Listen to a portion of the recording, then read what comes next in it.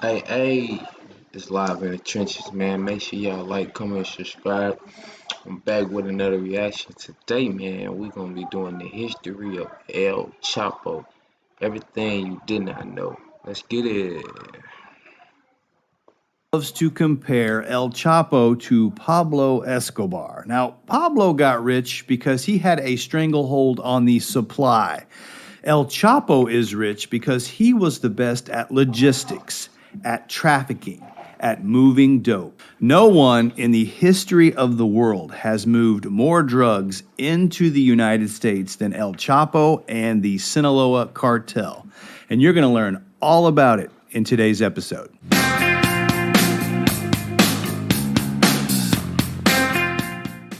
I'm Joshua Roberts, attorney at law, and you are watching Lawyer Up. In today's episode, we are going to be talking about the history of El Chapo. We're going to talk about his childhood and how he got into organized crime in the first place. We're going to talk about his big break that left him at the head of the Sinaloa cartel. We're going to talk about the cartel wars between the various competing entities.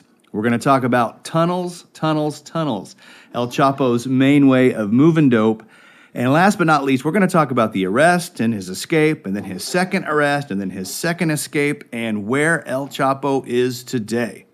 If you learned something from this episode, I'd ask you to hit that like button for me. If you got something to say, you got a comment, put it in the comment section below. If you haven't subscribed to the channel, do so. Hit that subscribe button right now. And as always, I love it when you guys share me on social media. And remember, all of the Lawyer Up episodes are available on the major podcast formats. So Joaquin Guzman, better known as El Chapo, was born in 1957 in the Mexican state of Sinaloa. Now, Guzman picked up the name El Chapo, which means shorty, due to his short stature. And while he may stand only 5 feet 6 inches tall, he built one of the biggest crime syndicates in the history of the world. So as a child, El Chapo's father officially was a cattle rancher, but unofficially they grew marijuana and opium poppy. Now, El Chapo had dropped out of school in the 3rd grade to work for his father. And while he would learn from traveling teachers who would visit his town from time to time, El Chapo grew up functionally illiterate. By all accounts, El Chapo's father was a physically abusive, womanizing drunk who liked to beat his wife and kids. Well, El Chapo had had his fill of this behavior by age 15, so he moved in with his grandfather and started his own marijuana production business. By the age of 20, El Chapo had joined his uncle, Pedro Perez, who was one of the pioneers in Mexican drug trafficking. Now, during the 80s, the leading crime syndicate in Mexico was the Guadalajara cartel, and it was headed by Miguel Felix Gallardo. I heard about him. I heard he with that shit. And several others. So through his uncle, El Chapo got his big break with the Guadalajara cartel as a driver for Gallardo. And Gallardo liked El Chapo so much that soon he was in charge of logistics, where he was coordinating the drug shipments from Colombia to Mexico. Now, at this time, the Guadalajara cartel was basically just a middleman for the Colombia cartels. Their job was to receive the contraband from South America and then to smuggle it across the border into the United States. And the Mexican cartels were only partial players, as Colombia's main entry point into the United States was still through Florida by way of the Bahamas. But as the U.S. government increased its law enforcement focus on Miami and the Caribbean corridor, trafficking through Mexico increased. And El Chapo was a master smuggler and excellent at building tunnels, which will become important a little bit later. So in November of 1984, the Mexican military raided a large marijuana plantation owned by the Guadalajara cartel known as Rancho Buffalo. Angered by a suspected betrayal, Gallardo kidnapped, tortured, and killed DEA agent Kiki Camarena, who was working as an informant. Now, the death caused the United States and the Mexican government to respond with a massive manhunt until Gallardo was ultimately arrested in 1989. So, with the boss in jail, several leading members of the Guadalajara cartel met, and they ultimately agreed to divide up the territories previously run by the syndicate into three distinct areas. And although this is a little bit of an oversimplification of the division, essentially here's what happened. So Gallardo's family, called the Felix brothers, they formed the Tijuana cartel, which was to control northwest Mexico in Tijuana and Baja California. The Fuentes family formed the Juarez cartel, which was to control the area of Chihuahua and northeast Mexico. And El Chapo and company formed the Sinaloa cartel, which was to get the central area basically from the U.S. border down to Sinaloa. So the Guadalajara cartel had... I already knew some of this, but I'm gonna do one on what's his name? Pablo. S-boy Pablo, man. We gotta do one on him, man. trafficked most of the drugs overland through mules. They also did airdrops in the desert areas. But El Chapo started building a sophisticated tunnel system from Mexico underneath the border right into the United States, through which he moved millions and millions of dollars worth of drugs. He also packaged cocaine in jalapeno pepper cans under the brand name of La Comadre and transferred Pepper cans. Wow. them into the United States via train. Hey, you! Me? Yeah, you! Don't you want to play something different? Bring it up!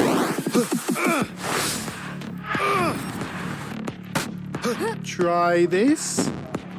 Yo! In plain sight. Simply put, the Sinaloa cartel was just trafficking better than anybody else. They were moving a lot more dope. And because of their logistics superiority, they were getting a much larger slice of the money pie than were the other two cartels. So, as you might imagine, there began to fester some envy and some anger with the other two cartels. And after a couple of dust-ups, there was a major incident in 1992 where the Tijuana cartel kidnapped, tortured, and executed 6 Sinaloa men. And of course, after that, it was on. So El Chapo struck back in September of 1992 by killing 9 members of the Tijuana cartel. 2 months later, the Tijuana cartel tries to assassinate El Chapo in Guadalajara by firing at a car that he was riding in. A week later, El Chapo returns the favor by having Sinaloa men shoot up a discotheque in Puerto Vallarta frequented by the Tijuana cartel. 6 were killed, but the Felix brothers, they escaped unharmed. And this cartel war continued back and forth for another 6 months until May 24th of 1993, when the Tijuana cartel got a tip that El Chapo was at the Guadalajara airport. So, at 4:10 p.m. that day, 20 gunmen descend upon a white Mercury Grand Marquis and they fill it full of rounds. When the dust settled, 7 were dead, but not El Chapo. While he was in the parking lot at the time, he was in a green Buick a short distance away. So, who was in the Grand Marquis? Well, it was Cardinal and Archbishop Juan Jesus Posadas Ocampo. Y'all done killed a damn bishop. Whoopsies. So this incident outraged the Mexican police, the politicians, the Catholic Church, and the public in general. So in response, the government launched a massive manhunt and offered multi-million-dollar bounties on those involved. And although he was technically a victim in the attack, El Chapo's picture was plastered across every newspaper and every TV in Mexico. And this incident essentially transformed him from being just an otherwise fairly well-known criminal to being a household name in most of North America. So exposed in Mexico, El Chapo sneaks across the border into Guatemala. But ultimately, he was arrested a short time later in June of 1993. So El Chapo is extradited back to Mexico, where he is charged and convicted of drug trafficking, and he is sentenced to 20 years. End of story, right? Haha. Not even close. Although El Chapo was now in prison, the Sinaloa cartel continued to operate as his brother Arturo took over the reins. And El Chapo still had access to lots of cash, so he was able to maintain a fairly lavish lifestyle for an inmate. And in prison, I'm not gonna lie, I'm gonna keep it a buck with you, man. If El Chapo had it that lavish, he should have just stayed there. I'm pretty sure, like the Mexican prison, man, they dirty, bro. They would have took your money, bought you anything you want. If I knew it was gonna lead down to the road on now, like in America, lockdown, can't get out, I would have stayed in that bitch, lavish. I think that was a dumbass move, man.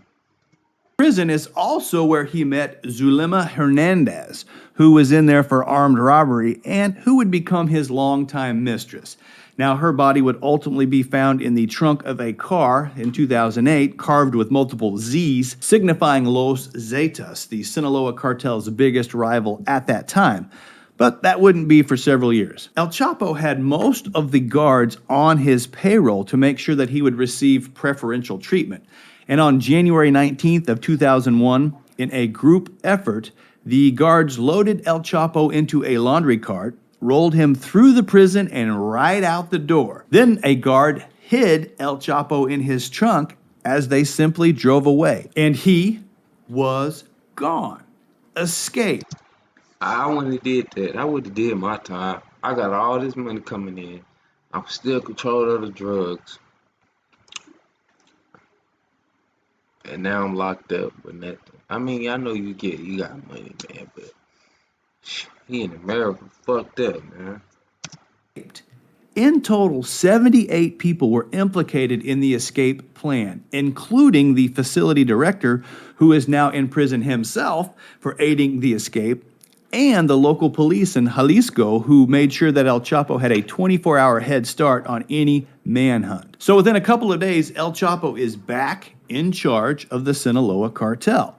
And one of the first things he did was seek to expand the market. Now, the Sinaloa cartel originally was in the cocaine, marijuana, and heroin business, while the Colima cartel and the Amezcua brothers, they had kind of a stranglehold on the meth business in Mexico. And that was until 1999 when they were arrested. With them gone, El Chapo cultivated ties with China and India to import the necessary precursor chemicals and constructed several large meth labs to expand their operations. El Chapo ultimately turned over the supervision of the entire meth operation to Coronel Nacho Villarreal, aka the Crystal King. And while Nacho was ultimately killed in 2010 in Jalisco Nacho! after a shootout with the Mexican army, in those 10 years or so, he firmly established the Sinaloa cartel as a major worldwide player in the meth game. Interesting. Man, let me tell y'all something. That meth will get you thrown away like El Chapo, man. I heard they got him in a box inside of a box inside of a box inside of a Taco Bell box. Like they got him like there's no way getting out. They say it's breaking out proof. Like I say, bro, if I was El Chapo, I would have stayed in there and been the kingpin. You know, you had bitches coming into prison. You had your money still rolling. You could have snuck out, nigga, to handle business and snuck back in. I know he thinking about that shit now. Interestingly, it was also during this time period where there was a non-aggression pact between the major cartels. And cartel violence, at least between each other, was really pretty low during this time period. And that was until 9/11 of 2004 when El Chapo had a family member of the rival Juarez cartel assassinated by members of Los Negros, which was the armed wing of the Sinaloa cartel, at least at that time. This was, of course, a breach of the non-aggression pact, and it set in motion a bloody battle between the cartels that continues, well, to this day, really, and which has claimed more than 60,000 lives since that time. And the sparring was particularly intense in 2005 and 2006. Lots of brutal murders, decapitations, people sending body parts all over the place to send a message, a lot of nasty stuff. So in 2007, the Mexican government had had enough of these cartel squabbles, and they brought in the military to stem the violence. They made over 50,000 arrests of cartel and cartel members. Interestingly, even though they were the largest cartel, only about 2% of those arrested were Sinaloa cartel members, which led to accusations in the media that the government was protecting El Chapo and his group. And, although the government denied the allegations, their crackdown against rival cartels actually led to the expansion of the Sinaloa territories at that time. And, it was a well-known technique of El Chapo that he used against his competition. He would provide information to ICE and other government agencies so they could bust rival drug cartels. We're gonna stop right there, man. I didn't know El Chapo was snitching. He was snitching.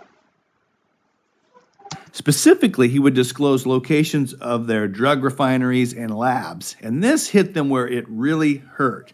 In fact, El Chapo's We all shop online, right? And when we do, we always see that little promo code field prompting us at checkout.